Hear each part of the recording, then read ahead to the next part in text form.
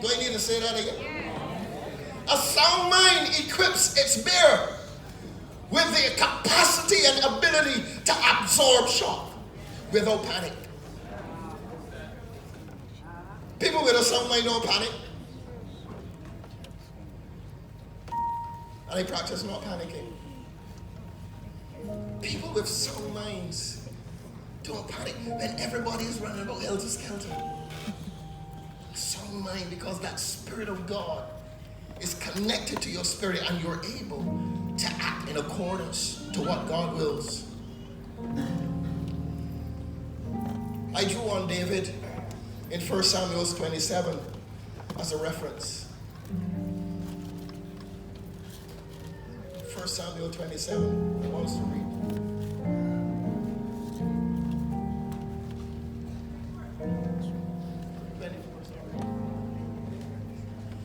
It's the drugs. Sorry, not drugs. Sound mind. Sound mind. Medication.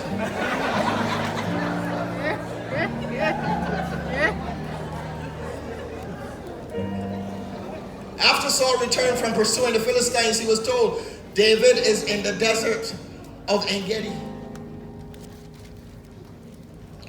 So Saul took 3,000 men.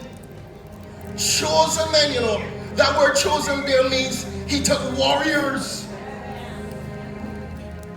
from all Israel and set out to look for David and his men near the crags of the wild goats. He came to, go to verse 4.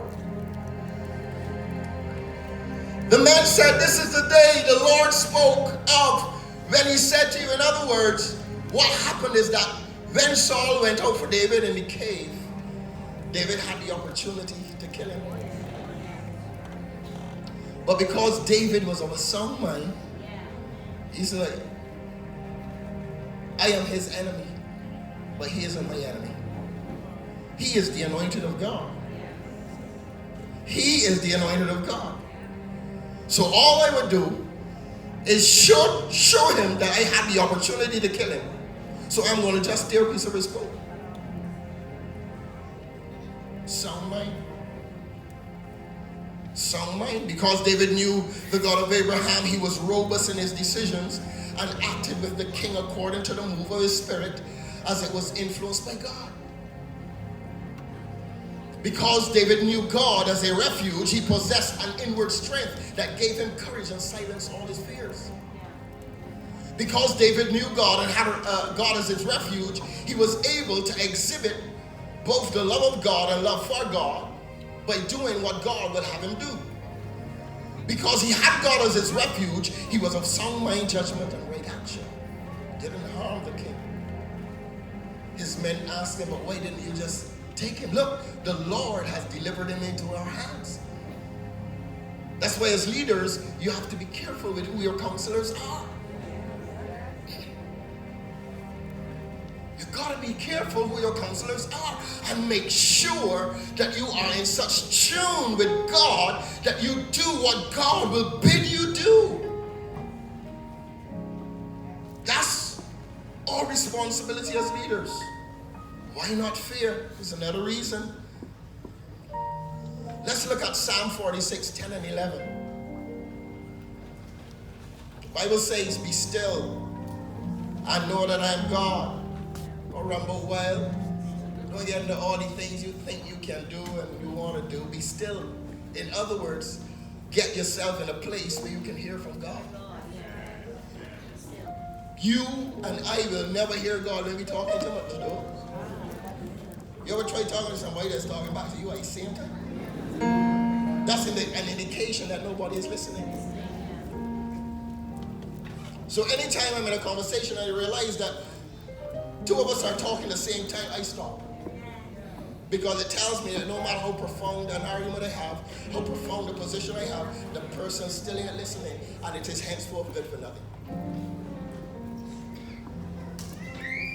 Be still, therefore, and know that I'm God. Be still and listen to what I have to say.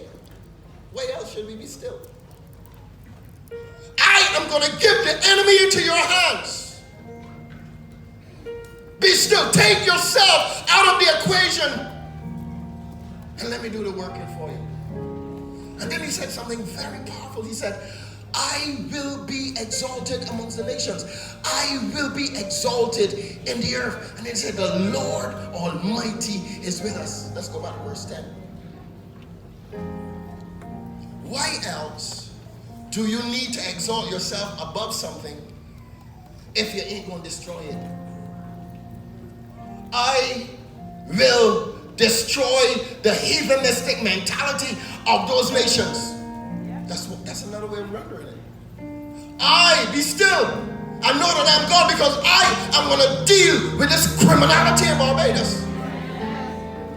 I am going to deal with this drug culture in Barbados. I am going to deal with these drug lords that are corrupting our schools.